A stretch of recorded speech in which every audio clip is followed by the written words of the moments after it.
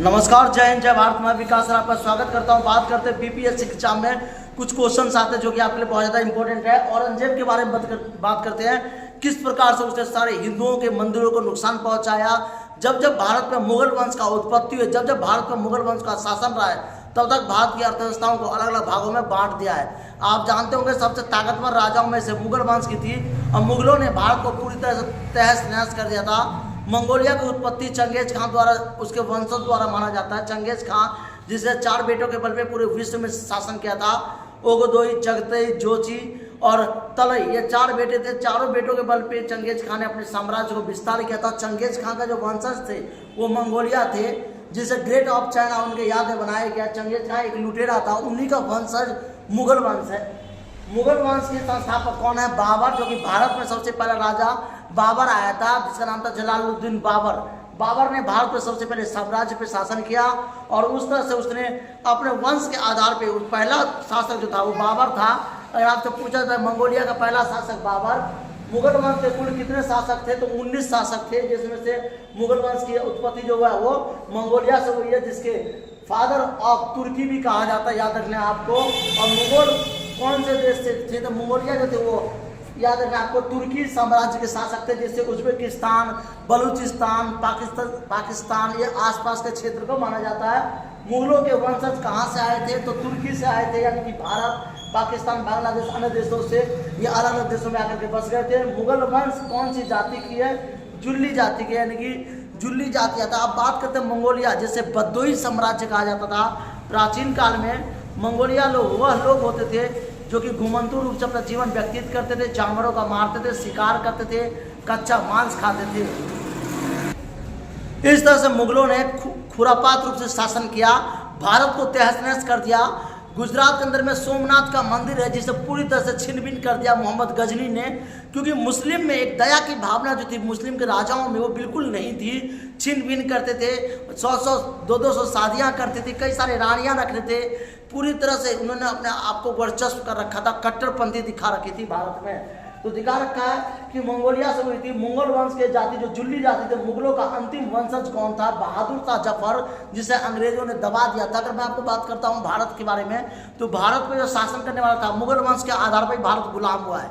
ये बाहर के राजा लोग भारत में आए, हिंदुओं के राजा को मारे, पीछे से वार किया। जैसे कि आप जानते होंगे हमारे राणा सांगा, हमारे राणा प्रताप सिंह, महाराणा प्रताप सिंह, वीर कुंवर सिंह, बड़े बड़े राजाओं के इन्होंने पीछे से वार किया।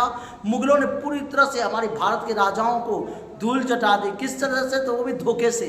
सही से 16 बार पृथ्वीराज चौहान ने मोहम्मद गौरी को मार दिया था, फिर भी मोहम्मद गौरी जो है एक बार भी पृथ्वीराज चौहान पे दया नहीं किया, पीछे से वार किया था। तो आप जानते होंगे जो मुगल वंश थे उसने भारत को पूरी तरह से शोषण किया था। तो जानते हैं बहादुर शाह जफर जो कि अंतिम राजा थे। सबसे ताकतवर शासक मुगलों की कौन सी है? औरंगजेब शासक था। औरंगजेब ने अनेक हिंदुओं के राजाओं को, बहु बेटियों को इज्जत लूटा, मारा, कट्टरपंथी। और सबसे बड़ा राजा जो था सिकंदर लोदी, जिसने पूरे विश्व पे शासन किया था, जिसका नाम था सिकंदर लोदी कहा जाता है। उसका जो शासक था वो क्रूरपन का शासक था, लोगों पे शोषण करने का शासक था कि लोगों को, बहु बेटियों को मारो। कहते हैं कि सिकंदर इतना खूंखार एक प्रकार से मानव था, ऐसा शासक था जिसने लोगों को गला काट करके फुटबॉल खेलता था, इधर से वॉलीबॉल खेलता था। और औरंगजेब कौन से देश का था? तो गुजरात का था। उसने गुजरात के मंदिरों को तोड़ा, लूटा और भरे बाजार में नीलाम कर दी।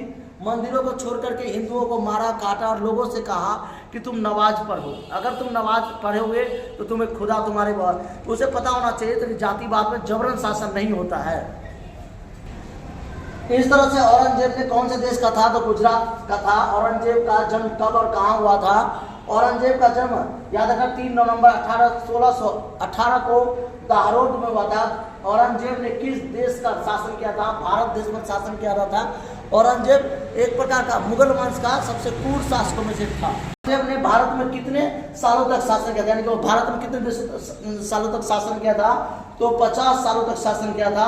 कहते हैं औरंगजेब ने कितने हिंदू मंदिरों को तोड़ा था? लगभग 1000 की संख्याओं में मंदिरों को तहस नहस कर दिया था औरंगजेब। कट्टरपंथी शासक के रूप में उसने लगभग 1000 मंदिरों को तोड़ा था। और अकबर और औरंगजेब का क्या रिश्ता था? तो औरंगजेब का चौथा बेटा था, याद रखें आपको, औरंगजेब का चौथा बेटा था। औरंगजेब का चौथा बेटा था, याद रखना आपको। और औरंगजेब की आत्मकथा का क्या नाम है? आलमगीर नामा, जिसे आलमगीर की नामा कहते हैं, औरंगजेब की किताब है, सबसे पूर्व मुस्लिम शासक। तो आप बता सकते हैं औरंगजेब जितने हिंदुओं के मंदिरों को तोड़ा, हमारे पूरे संस्कृति को तहस नहस कर दिया। कहते हैं ना, फिर भी कुछ चिंगारी ऐसी होती है जो लोगों को दिखाई देती है। और आप देख सकते हैं कि राम मंदिर बनने जा रहा है और राम मंदिर बन के भी तैयार हो गया। 22 तारीख को जो उसका उद्घाटन है श्री नरेंद्र मोदी के द्वारा। बात करते हैं कि जातिवाद जो था, वो जातिवाद किसने लागू किया था और किसके द्वारा खत्म किया गया? मोहम्मद बिन कासिम जो था, मोहम्मद साकिब रंगीला, जिसे खत्म किया था शासक पर शोषण। और औरंगजेब की मृत्यु कब हुई थी? तो 3 मार्च 1707 में हुआ था। औरंगजेब बहुत खतरनाक मौत मरा था। कहते हैं कि औरंगजेब जब मरा था उसके शरीर पे छोटे छोटे कीड़े हो गए थे। सोचिए, जब प्रलय करता है तो प्रलय का अंत भी बुरा होता है। Thank you. जय हिंद, जय भारत।